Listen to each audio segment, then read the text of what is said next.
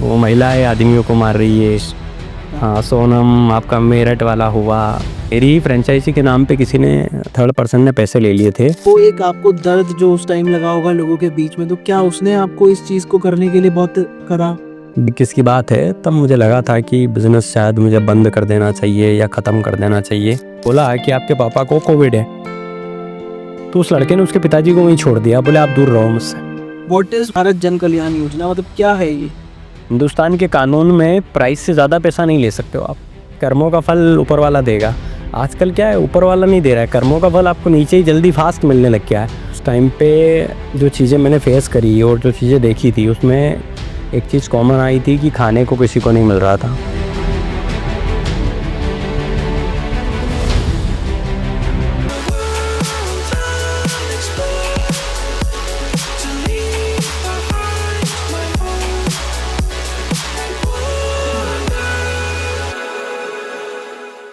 So hello everyone, this side is Ayush from talk with field founder. जैसा कि आप सभी लोग जानते हैं कि हम लोगों के पॉडकास्ट काफ़ी अच्छे से चल रहे हैं। हमारे पास काफ़ी तरह के लोग आ रहे हैं, लाइक एंटरप्रेन्योर्स, एस्ट्रोलॉजर्स और बिजनेसमैन, टीचर्स।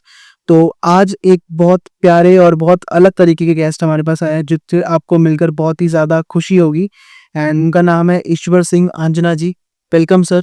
हाँ जी। एंड अभी जब मैं आपके बारे में इनको बताऊंगा तो शायद हमारी ऑडियंस और ज़्यादा रिलेट कर पाए, और ऑफ कोर्स वो आपके जो मिशन है, जो आपकी चीज़ें हैं, वो लोगों की जो हेल्प कर रही है और लोगों तक भी वो चीज़ पहुंची। चीज़ें बिल्कुल बिल्कुल। तो सबसे पहले तो मैं चाहूँगा कि आप अपने बारे में कुछ बताएं हमारी ऑडियंस को, कि क्या करते हैं आप और ऑडियंस की कैसे हेल्प हो रही है। थोड़ा सा अपने बारे में बताएं। जी, एक्चुअली बेसिकली मैं एमपी से रहने वाला हूँ, और हम लोग एक कंपनी के थ्रू भारत जन कल्याण योजना करके रन करते हैं।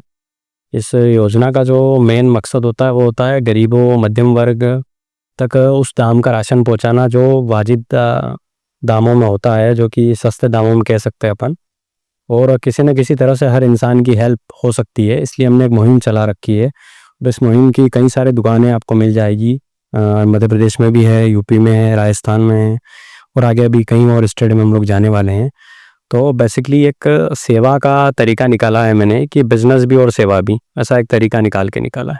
तो सर कैसे, मतलब भारत जन कल्याण की शुरुआत कैसे हुई थी और कैसे मतलब करा आपने? एक्चुअली जब देश में कोविड का टाइम आया था फर्स्ट वाला, तो वो टाइम सबसे बुरा टाइम था देश के लिए। और उस टाइम पे जो चीज़ें मैंने फेस करी और जो चीज़ें देखी थी, उसमें एक चीज़ कॉमन आई थी कि खाने को किसी को नहीं मिल रहा था, क्योंकि कोई शॉप्स खोलने को तैयार नहीं थे, या लोग देने को तैयार नहीं थे, या जो दे रहे थे उनके जो प्राइस थे उसको लोग अफोर्ड नहीं कर पा रहे थे। ऐसे ऐसे प्राइस बीच में निकल के आए थे। तो उस समय एक सोशल वर्किंग के थ्रू मैंने थोड़ी लोगों की मदद करी। तो जब लोगों को राशन किट प्रोवाइड करा रहे थे या राशन दे रहे थे, तो लोगों के मन से जो दुआएं निकली थी वो मुझे बड़ी अच्छी लगी थी, हार्ट टचिंग हो गई थी किसी किसी की। तो फिर मैंने सोचा कि क्यों ना इस चीज़ को रेगुलर की जाए। तब से ये सारा दिमाग में आया और फिर इसकी शुरुआत करी थी मैंने। तो सर जो आपने कोविड में से स्टार्ट किया था भारत जन कल्याण को, तो क्या तब भी बहुत दिक्कत आई थी आपको? हाँ, थोड़ी थोड़ी दिक्कतें सब जगह आती है। जैसे किसी को बोलता था तो लोगों को विश्वास नहीं होता था कि कैसे पॉसिबल है, कैसे पॉसिबल करेगा, कोई चीज़ कैसे इतना सस्ता हो सकती है। तो उसके लिए थोड़ी मेहनत बहुत ज़्यादा लगी, हार्ड वर्क लगा थोड़ा सा। पर रिसेंटली जब करके दिखा दिया तो अब कोई प्रॉब्लम आती देखिए, मैं मॉडल भी जानना चाहूँगा सर। मैं चाहूँगा कि हमारी ऑडियंस भी आपका मॉडल जाने। व्हाट इज भारत जन कल्याण योजना, मतलब क्या है ये? आप ऑडियंस को बताओ कि वो कैसे हेल्प कर पा रहे हो और आप कैसे उस काम को कर रहे हो। एक्चुअली भारत जन कल्याण योजना एक फ्रेंचाइजी मॉडल पे काम करती है। जैसे कि लाइक आपने देखा होगा, हल्दीराम हो गया या मैकडोनल्ड हो गया, ये जिस तरह से काम करते हैं वैसे ही भारत जन कल्याण योजना भी काम करती है। ये उन लोगों को बेसिकली जो किराने से जुड़े हुए हैं या जो नया रोज़गार चाहते हैं, उन लोगों को हम हमारे साथ जोड़ के एक तो नया रोज़गार दे दिया हमने उन लोगों को, और उन लोगों को जो राशन प्रोवाइड कराते हैं उससे वहाँ के लोगों को भी काफ़ी फ़ायदा मिल जाता है। एक तरह से उनकी हेल्प हो जाती है बहुत ज़्यादा तरीके से। Right, right. तो आपको जब कोविड में आपने देखा कि लोगों को खाना नहीं मिल रहा है, ऊपर से लोग पैसे बढ़ाकर भी बेच रहे थे उस टाइम पे, तो क्या वो एक आपको दर्द जो उस टाइम लगा होगा लोगों के बीच में, तो क्या उसने आपको इस चीज को करने के लिए बहुत करा? बिल्कुल, बिल्कुल, उसी चीज़ ने मुझे इस चीज़ के लिए प्रेरित किया। क्योंकि जब कुछ मेरे मिलने वाले भी ऐसे हैं, जैसे मैं खुद भी बेसिकली गाँव से रहने वाला हूँ, तो गाँव में तो कोविड का कोई ज़्यादा फ़र्क पड़ा था नहीं। बाकी शहर वाले जब फ़ोन लगाते थे कि यार भाई ये चीज़ चाहिए दे जा, यार भाई ये चीज़ चाहिए दे जा, तो उस समय लगता था कि यार ऐसा समय दोबारा नहीं आना चाहिए, और क्या चल रहा है आजकल। Right, right, right. तो सर ये बिज़नेस जैसे अब धीरे-धीरे अब 4 से 5 साल बाद भी हम ये बात कर रहे हैं कि कोविड के टाइम पे इतनी मुश्किलें आई थी, जिसको आपने समझ कर ना लोगों की काफ़ी हेल्प करी। तो इसमें कोई आपकी कमज़ोरी भी है सर कि उसमें आपको बहुत मुश्किलें आई हो जिस चीज़ में? देखो कमज़ोरी क्या है, बिज़नेस को मैं एक तरह से बिज़नेस की तरह ना देख के फैमिली की तरह बहुत ज़्यादा देखता हूँ। तो मैं किसी पे भी बहुत जल्दी ट्रस्ट कर लेता हूँ। तो इसको मेरी कमज़ोरी भी एंटरप्रेन्योर्स का वो है कि राइट को-फाउंडर चुनना, राइट राइट इंसान को अपने साथ काम करवाना, राइट। टीम के साथ कैसे मैनेज करना, ये चीज़ बताओ सर कैसे मैनेज हो सकता है ये? तो कहता रहा हूँ कि एक्चुअली मेरी जो सबसे बुरी आदत है या कमज़ोरी है, जिसे भी आप कहें, वो है बहुत जल्दी विश्वास कर लेता हूँ। फिलहाल इसके फ़ायदे भी होते हैं, ऐसे नहीं नुकसान है। श्योर है आप। बहुत जल्दी विश्वास करने से नाम भी ऊपर वाले ने वही रख दिया। अब क्या, बहुत जल्दी विश्वास करने से क्या होता है कि लोग मुझे अपना बना लेते हैं, मैं भी लोगों का बन जाता हूँ, पर कुछ-कुछ लोग ऐसे आ जाते हैं जो फिर विश्वास के साथ वो खेल जाते हैं। तो ये मेरी कमज़ोरी भी है बहुत सारे। ये इस्तेमाल किया और गलत हो गया है। ये बंदे पे विश्वास नहीं होता है जब बंदा गलत करके जाता है, तो मैं खुद फ्रस्ट्रेशन में कई बार ऐसे डिसीज़न लेता हूँ जो मेरे लिए या बिज़नेस के लिए अच्छे नहीं होते हैं, तो चलता है ये। तो क्या ऐसा लगता है कि बिज़नेस पे भी हावी हो जाती है वो चीज़ें? हाँ, कभी-कभी हो जाती है, क्योंकि जो बंदे दिल से सोचते हैं ना, उनके लिए हो जाती है कभी-कभी चीज़ें। क्योंकि सर कोई ऐसी स्ट्रगल स्टोरी आपने कोविड के टाइम पे किसी की हेल्प करी और जो आपको लगा हो कि हाँ यार ये अब करना ज़रूरी है ये काम? देखिए राशन को लेके तो थी, पर एक ऑक्सीजन की बड़ी अच्छी याद है डेस्टिनी मुझे, राइट। कि जब सेकंड वाले में ऑक्सीजन, फर्स्ट वाले में ऑक्सीजन ज़्यादा लग रही थी, तब एक बंदे के पास जब उसको कोविड हुआ, तो जैसे ही उसके हॉस्पिटल लाया गया था, वो तो मंदसौर में हमारे एसपी साहब थे, सिद्धार्थ चौधरी जी, जिनने मुझे खुद ने उनने इस चीज़ के लिए आगे कर रखा था कि आप सँभालिए, कोई दिक्कत नहीं, आपको कोई रोक-टोक नहीं होगी। तो मैं हॉस्पिटल में देखने गया, तो जैसे ही एक लड़का अपने पिताजी को लेके आया, और उसको जैसे ही डॉक्टर ने बोला कि आपके पापा को कोविड है, तो उस लड़के ने उसके पिताजी को वहीं छोड़ दिया, बोले आप दूर रहो मुझसे। अच्छा। और जब वो अकेले रह गए, तो 2-3 लोग जो वहाँ पे और थे, उनने भी जैसे ही सुना कि इनको कोविड है, तो छोड़-छोड़ के जाने लगे। तब मुझे लगा कि मुझे बेसिकली देखना चाहिए, जाना चाहिए उस बंदे के पास। अकेला साँस, लंबी-लंबी साँसें ले रहा था, तो जब मैं उसके पास गया, तब उसने मुझे बताया कि आप पास में मत आइए, मुझे ऐसी-ऐसी चीज़ें आई हैं। मैंने कहा मुझे नहीं होगा, होना है तो होना ही है, नहीं होगा तो नहीं होगा, मुझे नहीं हुआ। और रियली मुझे नहीं हुआ कोविड पास, पूरे कोविड में मैं बहुत सारे लोगों से मिला हूँ, पर कभी मुझसे जान लोगों से मिला, सपा लोग घर पे छुप रहे थे। मैं आपको काफ़ी सारे न्यूज़ों में भी बहुत आया है। मैं मतलब कभी भी कोविड पेशेंट के पास किसी सेफ्टी के साथ नहीं गया हूँ, विदाउट सेफ्टी गया हूँ, पर कभी मुझे नहीं हुआ। तो उस बंदे को जब ऑक्सीजन लगवा के ठीक जिस दिन वो हुआ बंदा, तो जैसे ही वो कोविड से बाहर निकला, वो बंदा सबसे पहले उसके घर जाने की बजाय मेरे घर आया शुक्रिया अदा करने। तो वो पल काफ़ी अच्छा लगा कि आज वो ज़िंदा है। इंटरेस्टिंग क्वेश्चन सर, आप मतलब बिना डर के कैसे मतलब वो चीज़? देखिए, मेरे को ये लगता है कि जो होना है वो तो होगा, और जब जो चीज़ लिखी है किस्मत में, उसको कोई टाल नहीं सकता। तो अगर मौत लिखी है तो वो भी आनी है। अभी जैसे अहमदाबाद वाला आप देख लीजिए, हाँ सर, काफ़ी। सबसे बड़ी दुखद घटना। अब उसमें किसने ये इमेजिन किया था कि क्या होगा हमारे साथ? तो होने से कभी नहीं डरा मैं, कि जो होना है वो होगा। और इनफैक्ट उसमें से एक लड़की का शायद वो भी आया है कि मैं जा रही थी 10 मिनट से मेरी फ्लाइट लेट हो गई। राइट। मतलब सोचो अनसर्टेनिटी कितनी है, उस टाइम उसको बुरा लग रहा होगा सर। कि वो 10 मिनट क्यों लेट हुई? हाँ, और उसका होता। बाद फिर मतलब बच गया उसका मतलब वो जा। तो एक इंटरेस्टिंग क्वेश्चन और है सर कि जैसे आपका जो काम है बहुत मतलब सामाजिक है और लोगों की हेल्प करने वाला नेचर है, जिस तरीके से चीज़ें मुझे अभी तक बात करते हुए पता चली। तो एज़ एन बिज़नेसमैन और एज़ एन समाज को सुधारने वाला एक व्यक्ति, दोनों में कैसे मुश्किलें और कैसा आपको मतलब क्या बोलना चाहोगे इन दोनों को रिलेट करते हुए? एज ए सोशल वर्कर काम थोड़े आसान होते हैं, इसमें कोई दो मत नहीं है, क्योंकि सोशल वर्कर को कोई जज नहीं करता है, कोई देखता नहीं है ठीक है किया नहीं किया चलेगा। पर एज ए बिजनेसमैन अगर मैं बात करूं, तो बहुत ज़्यादा टफ होता है काम, क्योंकि पूरी टीम को मैनेज करना। उसके बाद जैसे मेरा ग्रोसरी का काम है, तो मुझे हर प्रोडक्ट पे नज़र रखनी पड़ती है कि जो आ रहा है वो कितना सही है, कितना हेल्दी है, या उसमें क्या डिफेक्ट हो सकता है, या क्या खराबी हो सकती है। और फिर हमारे पास स्पेशली ये रहता है कि एफएमसीजी में ऐसा है कि 8 महीना 9 महीने में एक्सपायरी हो जाते हैं प्रोडक्ट, तो इस बारे में बहुत ज़्यादा वो करना पड़ता है केयर। तो एज ए बिजनेसमैन बहुत ज़्यादा कठिन होता है। कभी लॉस भी होता है सर? हाँ, होता है कभी कभी, पर ऊपर वाले की दया से कवर भी जल्दी हो जाता है, ऐसा कुछ नहीं। अच्छा काम करो, वो कहते हैं ना नीयत जब साफ रहती है ना तो बरकत होती है, मतलब चाहे वो धीरे हो, चाहे वो टाइम से हो, चाहे वो कैसे भी हो। राइट। मेरा एक इम्पोर्टेंट क्वेश्चन सर और भी है कि मतलब जैसे आपने बिजनेस अभी स्टार्ट किया तो लगा था कि हम अभी इस लेवल पे करेंगे, क्योंकि अभी जैसे मुझे पता चला कि ऑलमोस्ट सर 25 प्लस सिटीज में आपका मतलब ये चीज़ चल रही है, तो कैसा लगता है सर मतलब इतना?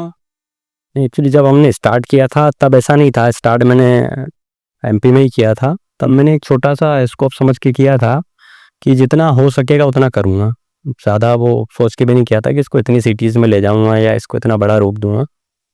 तो एक स्मॉल टाइप शुरू किया था, पर जैसे ही लोगों की आस जुड़ती गई मुझसे, लोगों की उम्मीदें बनती गई मेरे स्टोर से, तो जब लोग सामान ले जाते थे और जब कभी मैं विज़िट करने जाता था तो लोग बोलते थे कि दिल से दुआ है बेटा, नहीं कर पाता कोई इतना, और आप कर रहे हो तो बहुत अच्छी बात है। तो इसलिए फिर मैंने इसको बढ़ाने का सोचा है। लाइक सर आपके जीवन में कोई ऐसे बहुत इम्पोर्टेंट शख्स रहे हो लाइफ में जिनको आप थैंक यू करना चाहो अपने बिजनेस के लिए भी, कि उन्होंने साथ दिया, या फिर आपकी पर्सनल लाइफ में भी?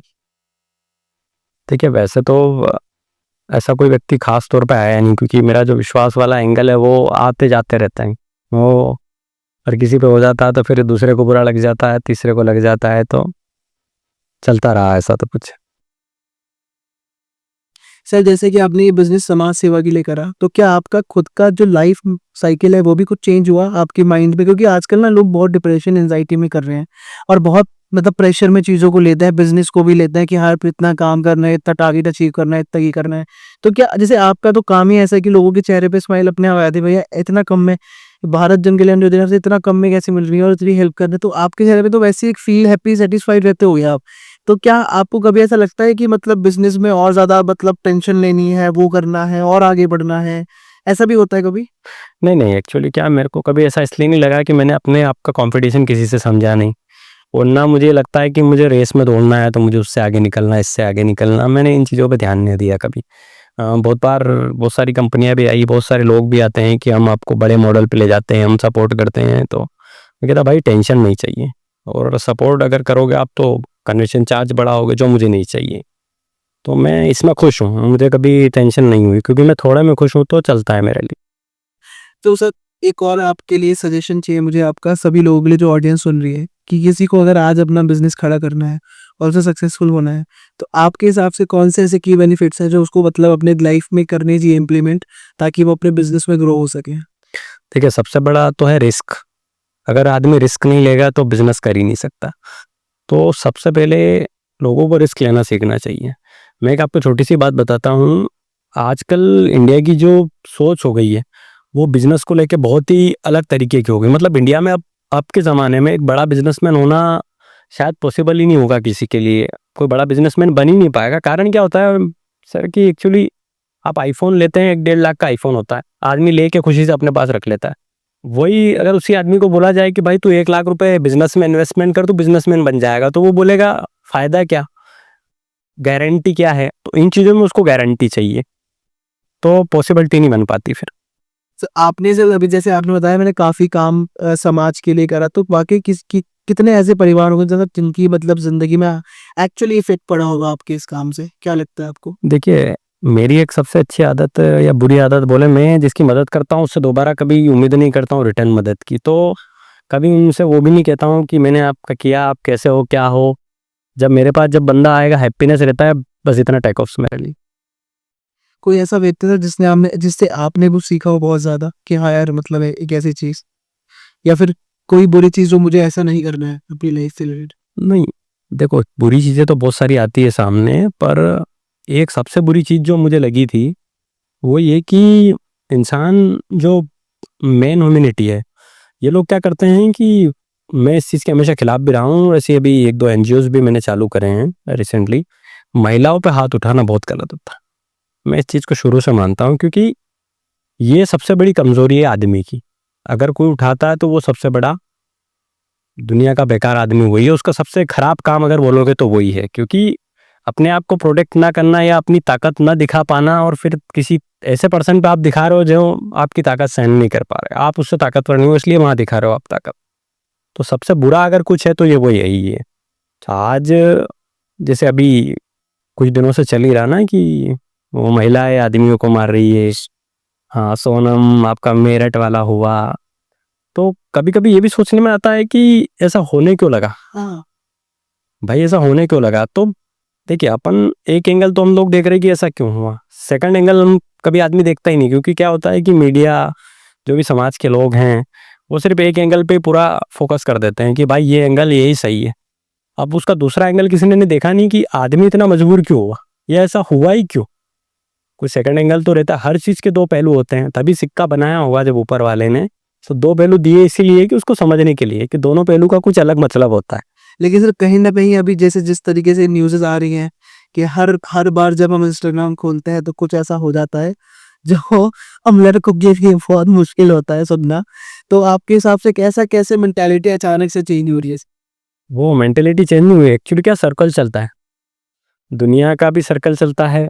जैसे ऊपर वाला कहता है ना, पहले एक कहावत थी बहुत पुरानी कि कर्मों का फल ऊपर वाला देगा। आजकल क्या है, ऊपर वाला नहीं दे रहा है, कर्मों का फल आपको नीचे ही जल्दी फास्ट मिलने लग गया है। तो पहले ये हरकतें आदमी लोग करते थे, अब ऊपर से करने लग गए, तो साइकिल भी इन करने लग गया है। लेकिन नहीं सर, लड़कों के साथ थोड़ा डर हो गया है, थोड़ा तो डर है सर। लड़कों में थोड़ा-सा वो हो गया है कि यार क्या होगा शादी के बाद भी कैसे भी, तो वो चीज़ है। एक और चीज़ सर मैं थोड़ा ना अपोज़िट भी आऊँगा थोड़ा-सा पूछने के लिए कि जैसे अब क्या होता है कि जब भी किसी का मतलब आजकल अभी पिछला रेप केस भी हुआ था, आज ही कॉलेज में जो हुआ था और पूरे लड़का और सब लड़कियाँ सब स्टैंड ले लिए थे सबने सर, है ना?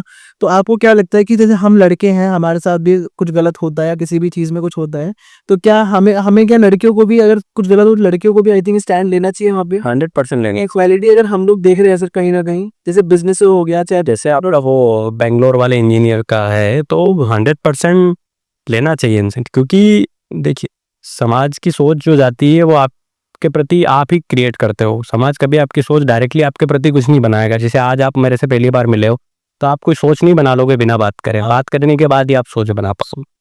तो जो होता है, जैसे महिलाओं के साथ गलत होता है तो हम लोग खड़े होते हैं, तो सेम एज इट इज़ महिलाओं को भी रखना चाहिए कि अगर किसी के साथ गलत होता है तो खड़े होना चाहिए। जैसे बेंगलोर वाला बहुत बुरा हुआ है, अभी इंदौर वाला भी बुरा ही हुआ है एक तरह से, तो ऐसे मौके पे खड़ा रहना चाहिए सबको साथ। ऐसे यूथ को क्या कहना चाहोगे सर? जैसे चाहे वो लड़का ही हो, चाहे वो लड़कियाँ भी हो, क्योंकि मैं ये कहता हूँ लड़के भी सही हैं, लड़कियाँ भी गलत होती हैं, सब गलत होते हैं।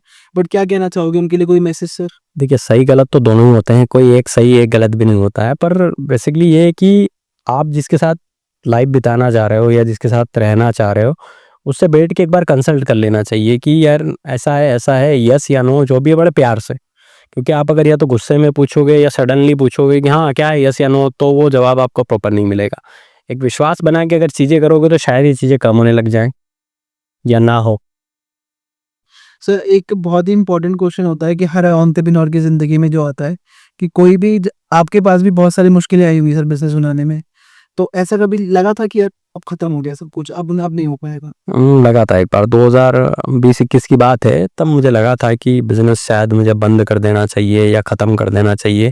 क्योंकि एक्चुअली हुआ था क्या कि मेरी फ्रेंचाइज़ी के नाम पे किसी ने, थर्ड पर्सन ने पैसे ले लिए थे, और पैसे लिए वहाँ तक भी मुझे इतना बुरा नहीं लगा था। उसने रिटर्न में जो जिससे पैसे लिए थे उन लोगों को मारा-पीटा भी था।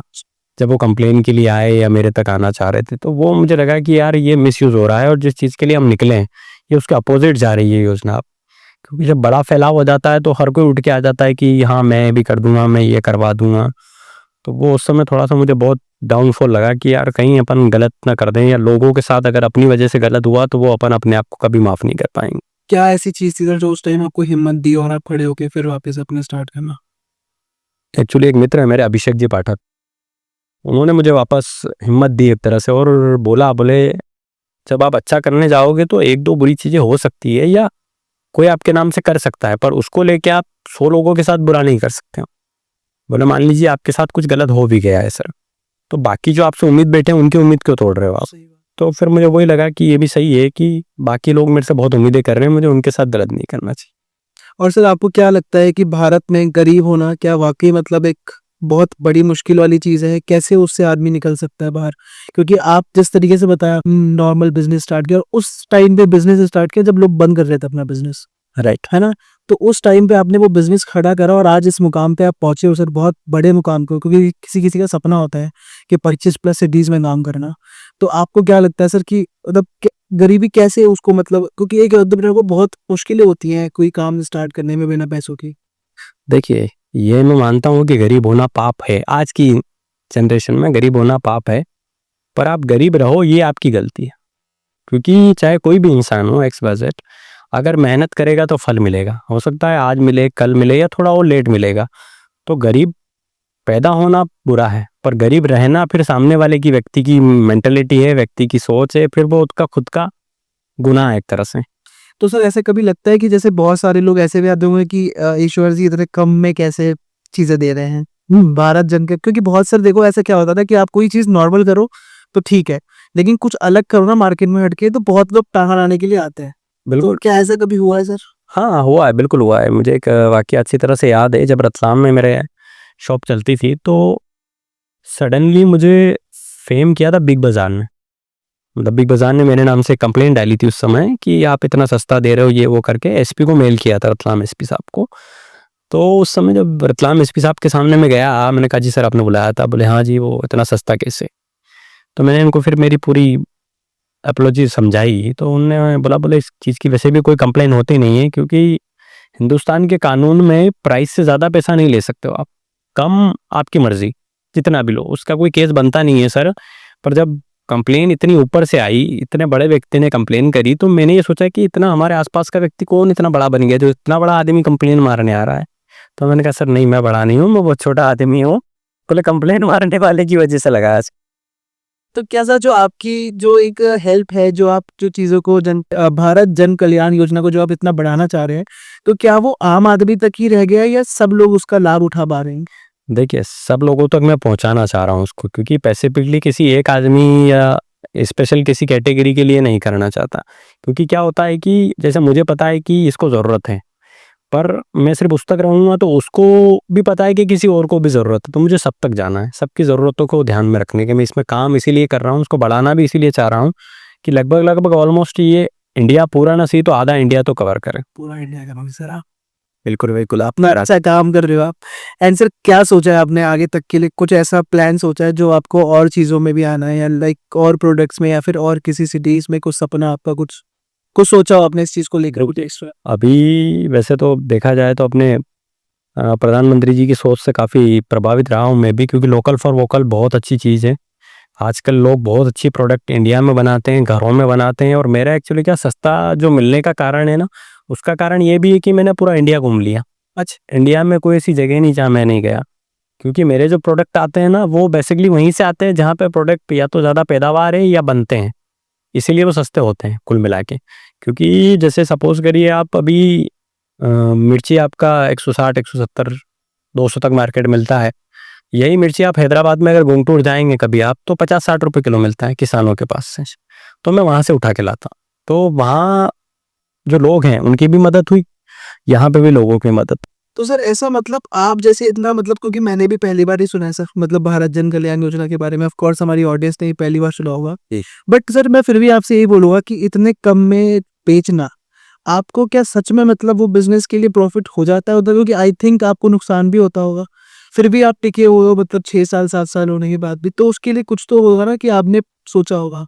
नहीं, नहीं, नुकसान तो देखो नहीं होता है, वैसे li बताऊँ तो, क्योंकि मैं भी जब 10-15 शॉप तक था तो बहुत ज़्यादा दानवीर वाली पोजीशन में था, पर अब थोड़ा-थोड़ा बिज़नेस समझने लगा तो लॉस नहीं होता। पहले हुए थे लॉस मुझे, पर एक्चुअली क्या होता है कि मैं खेलता हूँ वॉल्यूम पे। मेरा सोचना होता है कि जितना ज़्यादा बिकेगा, उतना प्रॉफ़िट ऑलरेडी आ जाएगा। जैसे बहुत सारी कंपनीज़ की चीज़ें आपने जैसे सपोज़ मानिए आपका आईफ़ोन ही ज़्यादातर उदाहरण है आजकल। तो आईफ़ोन की कीमत 1.5 लाख है, तो वो 1 बेचता है और सैमसंग वाला 50 बेच देता है, तो उससे आगे निकल गया ऑलरेडी उसका प्रॉफ़िट। तो ये वाली सोच में मैं काम करता हूँ कि वॉल्यूम बढ़ जाए, कोई दिक्कत नहीं मुझे। मैं वॉल्यूम बढ़वा लेता हूँ, तो मेरा प्रॉफ़िट ऑटोमैटिकली निकल जाता है। बोला 1 रुपए की चीज़ बेचता है, लेकिन वो 5 करोड़ का ऐड भी चलवाता है अमिताभ बच्चन से। फिर भी वो प्रॉफ़िट में तो होगा तभी करवा रहे हैं। बिल्कुल, तो आई थिंक वो वॉल्यूम में शायद काम करे। तो वॉल्यूम। एक एंटरप्रेन्योर को ये भी समझना चाहिए कि वॉल्यूम एक बहुत बड़ी चीज़ है। तो सर ऐसा कोई एग्ज़ाम्पल या ऐसे कोई एक्सपीरियंस आपके पास्ट में भी 6 सालों में ऐसा रहा हो जो बहुत अच्छा हो, जो आपको लगा हो कि हाँ यार, ये कुछ कुछ कर दिया? बिल्कुल लगा, इंदौर में मुझे अ, एक अवार्ड मिला था। उसमें जो अवार्ड मिला था उसमें कुछ गवर्नमेंट अधिकारियों ने डिसाइड किया था वो कि किस बंदे को देना है, कैसे देना है, कोविड का ही अवार्ड था वो। तो उस अवार्ड में जब मुझे बुलाया गया था अवार्ड के लिए, तब मुझे भी नहीं पता था कि मेरे पीछे इतना अच्छा काम हुआ है। उस समय मुझे वहीं पे बताया गया था कि ये अवार्ड आपको इसलिए दिया जा रहा है कि आपने कम से कम 25 परिवार के बच्चों को पढ़ा रहे हो आप। मैंने कहा ये मुझे नहीं पता ये कब हुआ सर। हाँ, ये कैसे हुआ? तो बोले सर आपने जो एक कार्ड स्कीम निकाली थी मैंने, मतलब कार्ड अभी भी चलते हैं, जो मेरी शॉप से सामान खरीदते हैं उनको एक 30 रुपए का कार्ड बनवाना होता है। अच्छा। तो उस कार्ड का जो पैसा है वो इन्हीं बच्चों की पढ़ाई में जाएगा जो पढ़ नहीं सकते, वो ना मेरे पास ना किसी और के पास। तो मैं वो भी नहीं करता हूँ कि वो लेके मैं नहीं रखता हूँ। मेरी सबसे अच्छी स्ट्रेटजी, लोग बोलते हैं कि बोले 30 रुपए में से भी इसको कुछ बच रहे होंगे, तो कुछ बचाना नहीं भाई, उसी शहर का जो भी अनाथ आश्रम है या जो भी वहाँ की संस्था इस तरह का काम करती है, आप सीधा उनको फंड करो वो। एक्चुअली बहुत कम ऐसे लोग होते हैं जो अपने से पहले दूसरे का भला सोचते हैं, और आपने तो तब हेल्प करी थी जब सब लोग अपने लोगों को नहीं सुन रहे थे। राइट। आपने तो तब हेल्प करी थी जब अपने लोग ही अपने को नहीं छू रहे थे, उस टाइम पे आपने हेल्प करी, और आई थिंक कि वही एक सबसे बड़ा एक पुण्य है जो आपको अभी तक भी वो लेके चल रही है। बिल्कुल 100% वही दुआएं हैं जो मुझे आज आगे ले जा रही है। तो सर कुछ मैसेज अगर आप देना चाहो हमारी अपनी ऑडियंस को, जो आप जिनको थैंक यू कुछ करना चाहो। देखो थैंक यू तो सभी को बोलूँगा, क्योंकि मेरी इस कामयाबी के पीछे कहते हैं ना कोई पीछे हाथ रहता है गिराने में, मेरे लिए गिराने में कोई नहीं था। सबने सपोर्ट ही किया आई थिंक, चाहे वो पॉलिटिशियन हो चाहे बिजनेसमैन हो, सबने मेरा सपोर्ट किया। मुझे किसी ने ये नहीं कहा कि नहीं होगा या हम तुम्हारा ये कर देंगे हम तुम्हारा वो कर देंगे, ऐसा कोई पर्सन आया नहीं। तो ऑलमोस्ट सभी के लिए थैंक यू, सभी को थैंक यू, क्योंकि सभी ने सपोर्ट ही किया है, नेगेटिविटी यहाँ कहीं नहीं थी। और सर कुछ सरकार से भी अगर आप इस चीज को जोड़ना चाहो, कुछ ऐसा प्लान में है आपके, क्या सरकार ने कभी आपको अप्रोच किया हो? क्योंकि एट द एंड ऑफ कि आप लोगों की कर तो हेल्प ही रहे हो ना, कहीं ना कहीं वो चीजें अलाइन हुई है। देखिए सरकार के लिए मैंने प्रपोजल कभी बनाया भी नहीं था, कि 2-3 लोगों ने बोला भी था कि इसको गवर्नमेंट के साथ करें। तो एक्चुअली क्या होता है, जब अगर इसको गवर्नमेंट के साथ अगर मैं कर दूंगा तो फिर या तो मैं ज़रूरतमंदों के पास नहीं पहुंच पाऊंगा, या जहां मुझे जाना चाहिए वहां नहीं जाऊँ, क्योंकि या फिर डिसीजन नहीं ले पाओगे आप? डिसीजन भी उसके बाद भी गवर्नमेंट ऑलरेडी राशन की कई सारी योजनाएं चलाती है, आज वो सिर्फ या तो डॉक्यूमेंट में रह जाती है या जो मेन ज़रूरत वाले हैं उन तक पहुंचती नहीं है। तो मैं अपनी योजना को उस कैटेगरी में नहीं ले जाना चाह रहा। ग्रेट। एंड सर आपको क्या लगता है कि अभी कुछ और लोगों के साथ में और कुछ और प्रोडक्ट्स के साथ में भी आप आने वाले हैं? जी बिल्कुल, हम लोग अभी 2-3 चीज़ों पे और काम कर रहे हैं। एक्चुअली कपड़े पे फोकस कर रहा हूँ मैं, क्योंकि जो आम आदमी की ज़रूरत है, रोटी कपड़ा मकान, तो मकान तो बहुत बड़ी चीज़ हो जाएगी, वो मेरे लिए पॉसिबिलिटी भी नहीं, सोचना भी मेरे लिए नहीं होगा। बाकी कपड़ों पे हम लोग फोकस कर रहे हैं, क्योंकि जो कपड़ा है वो सबसे सस्ता मिलता है कोलकाता में। अच्छा। कोलकाता में आपको बता दूं, मैं अगर कोई करना भी चाहे बिजनेस तो कर सकता है। कोलकाता में आपको मुश्किल से मुश्किल अगर शर्ट और पैंट भी आप खरीदने जाएंगे तो 100 रुपए के अप्रोक्स पड़ जाएगा, अच्छा वाला क्वालिटी वाला। और कोलकाता में कुछ फैक्ट्रियाँ तो ऐसी है जो आपके बड़े बड़े ब्रांड लगाती हैं वहीं पे बैठ के, और उनसे ही बड़ी बड़ी ब्रांडेड कपड़े ले रही है आज भी। तो उसमें हम लोग जाने का सोच रहे हैं ताकि आम लोगों की एक और हेल्प हो सके, क्योंकि मेरा बेसिकली मकसद ये है, सस्ता राशन देने का भी शुरू से भी इंटेंट ये रहा है कि अगर मैं एक चीज़ में लोगों का पैसा बचा दूंगा, जैसे आज आदमी 50,000 रुपये कमा रहा है, और अभी अगर महंगाई के हिसाब से देखें तो 50,000 कमा रहा है तो वो घर पे 10,000 रुपये ले जा सकता है, 50-40 उसको खर्चा करना पड़ेगा। पर अगर जैसे मेरे स्टोर से जो लोग सामान ले जाते हैं या जो लोग मेरे से जुड़ गए हैं, वो लोग 50 में से 30,000 रुपये बचा लेते हैं, और वो बचा के उनके बच्चों की पढ़ाई में खर्च कर देते। ये मेरे लिए वेरी वेरी विश हो जाता है, क्योंकि आजकल सबसे महंगा अगर कुछ है तो राशन नहीं है, एजुकेशन है। सबसे महंगी चीज़ एजुकेशन है। तो एजुकेशन में ये जो हमारा राशन का कुछ पैसा बचता है, ये एजुकेशन वालों का भला हो जाता है और बच्चों की अच्छी पढ़ाई हो जाती है। फिर बहुत ही अच्छा काम कर रहे हैं आप। सबसे अच्छी बात यह है कि आप एक के जरिए काफी लोगों की हेल्प कर पा रहे हैं, जी और शायद आपको पता भी ना चल पा रहा हो हाँ, नहीं चलता कि बहुत बार। एंड तक वो चीज कहाँ तक जा रही हो और किसके पास पहुंच के उसकी हेल्प हो रही हो। सही। तो ये बहुत अच्छी चीज है। लास्ट में सर आपसे ये पूछना होगा कि हमारी ऑडियंस के लिए कुछ आप मैसेज देना चाहो या कुछ बताना चाहो उनको अपने बारे में? देखिए ऑडियंस के लिए यही है कि आजकल जो जितने भी, जैसे आपने भी पूछा ही था कि गरीबी वाला, तो गरीबी वालों को भी मैं यही कहूँगा कि बिजनेस करिए आप, बिजनेस में कोई वो नहीं है। और जैसे क्या है कि आज मेरे बिजनेस की मैं बात बताऊँ, मेरे बिजनेस में जितने भी लोग जुड़े हुए हैं वो सारे एक्सपीरियंस वाले हैं, या फिर जिनकी उम्र बहुत ज़्यादा हो गई हुई ऐसे लोग हैं। युवा इस बिज़नेस में आते नहीं है, क्योंकि उनके दिमाग में क्या रहता है कि एक किराने वाला बिज़नेस, किराने वाला क्या कर लेगा, किराने में कितना मिल जाएगा। तो मेरा एक छोटा सा लॉजिक ये रहता है कि अगर किराने में कुछ नहीं मिलता तो आपको एक छोटी सी चीज़ें बताता हूँ प्रैक्टिकली, कि आपके आसपास या कहीं पे भी किराने की दुकान आपने देखी होगी, उस किराने वाले के पास जितना है उतना किसी और के पास है, आपने नोट किया कभी? तो कुछ तो कमा रहा होगा, छोटी सी दुकान लेके बैठता है। कहते भी मार्जिन 1 रुपए का है, 2 रुपए का है, वो कैसे मतलब? तो वही तो मेरा कहने का मतलब है कि किराने में बहुत कमाई है, नो डाउट। लोग बताते नहीं हैं, बोलते हैं लोगों को सिर्फ कि भैया 2 पैसा बच रहा है, 4 रुपये बच रहा है, 1 रुपया बच रहा है, भाई 10 रुपये की लाया हूँ, 10.5 में तो बेचना चाहिए मुझे। एक्चुअली ऐसा कुछ नहीं है, क्योंकि कोई भी किराने वाला आपको कभी किसी से पैसा उधार नहीं मांगेगा, उल्टा उधार देगा किराने वाला पैसा आपको। तो युवाओं को मैं बहुत बार बोलता हूँ कि इस बिजनेस में एंटर करना चाहिए। तो सर लोगों को ऐसे लगता है ना कि किराने वालों ने ही कमा पा रहा है, तो आई थिंक वो कर ही रहे होंगे, वेल टू डू हो गया ऑफ कोर्स। और हर बिजनेस में आई थिंक मुझे लगता है टाइम लगता है, टाइम टेकिंग लगती है, तो वो कितनी पेशेंस आपके हिसाब से होना चाहिए? सब चीज़ों में टाइम पेशेंस लगता है, मैं कह रहा हूँ किराने में लगता ही नहीं है। आप एक पड़ोस में दुकान खोल लीजिए किराने की, सुबह से शाम तक में आपको ग्राहक 2-4 ग्राहक तो आ ही जाएंगे। थोड़ा हाँ, ग्रो करने में टाइम लग सकता है, ये मानता हूँ। बाकी किराने का अगर आपने सस्ता खोल दिया राशन का दुकान, तो फिर वो टाइम भी ग्रो करने में ही लगता है। मेरे कहीं कहीं स्टोर में फर्स्ट दिन की सेलिंग रही है 1,00,000-1,50,000 रुपये, फर्स्ट डे की सेलिंग। तो ग्रो करना, सबसे अच्छा ग्रो यही बिजनेस करता है, क्योंकि ये नीड है, ये हर इंसान की ज़रूरत है। क्या सुन के काफी लोग किराने की दुकान न खोल दे। नहीं खोले तो अच्छा ही है, बेचारे किसी दूसरे का तो भला होगा। ये तो है खैर। और भारत जन कल्याण योजना से संभाल लीजिए, ताकि ताकि ऑफ कोर्स, क्योंकि जिस रेट में सर दे रहे हैं वो बहुत मुश्किल है सर। क्या होलसेलर के लिए भी कोई अपॉर्चुनिटी है सर आपके इसमें? नहीं नहीं, मेरे यहाँ देखिए किसी और के लिए अपॉर्चुनिटी बिल्कुल नहीं रखी। कारण क्या होता है, अगर मैं होलसेल को दूंगा ना, तो होलसेलर वाला अपना टेक लगा के रेट बढ़ा देगा, फिर मेरा करना ना करना बेकार चला जाएगा। एंड वो चीज़ तो फिर महंगी गई ना। महंगी गई, और मेरा वो उद्देश्य है ही नहीं कि मैं महंगी चीज़ दूँ। तो मेरा सेल्फलेस जॉब है सर जो आप कर रहे हो, बहुत इंपॉर्टेंट है किसी के लिए भी करना। So thank you so much sir. क्या हमारे पॉडकास्ट में लास्टली मैं यही कहूँगा कि जो सर काम कर रहे हैं एक एंटरप्रेन्योर के लिए करना बहुत मुश्किल होता है, क्योंकि जब वो बिजनेस में आ जाता है तो वो भलाई कहीं ना कहीं वो पीछे रह जाती है सर। ये बात मैं भी कहूँगा, क्योंकि कहीं ना कहीं वो चीज़ें पता नहीं चलती हैं। और लेकिन जिस चीज़ को सर ने 6 सालों से 7 सालों से मेंटेन करके रखा हुआ है, ये बहुत ही बड़ी बात है। Thank you so much sir कि एटलीस्ट लोगों की हेल्प हो पा रही है, ये बहुत बड़ी चीज़ है sir. Will definitely do second podcast also, कि सर ने बहुत सारी चीज़ें इंसाइटफुल बताया है, बिजनेसेस के बारे में और गरीबी के बारे में, माइंडसेट के बारे में, रिलेशनशिप्स के बारे में, काफ़ी सारी चीज़ें हमें पता चली आज, बहुत अच्छा लगा। And will do definitely second podcast sir के साथ जैसे जल्दी आएगा। उससे पहले आप इस पॉडकास्ट को बहुत प्यार देना, और सर के साथ साथ सर से कोई भी अगर आपको कोई क्वेश्चंस हो तो आप मेरे नीचे कमेंट में डाल सकते हो, ताकि आपको सर डेफिनेटली अपने नेक्स्ट पार्ट में आंसर्स देंगे। And thank you so much sir for coming to podcast. कैसा लगा सर? लास्ट टाइम आपसे ही पूछूंगा, अगर आपको कैसा लगा हमारे शो में आकर? ये बढ़िया लगा, बहुत अच्छा है, क्योंकि लोगों तक पहुंचना है, लोगों तक बताना है, तो पहुंचेंगे सर, धीरे धीरे सब पहुंचेंगे। Thank you so much sir, thank you so much.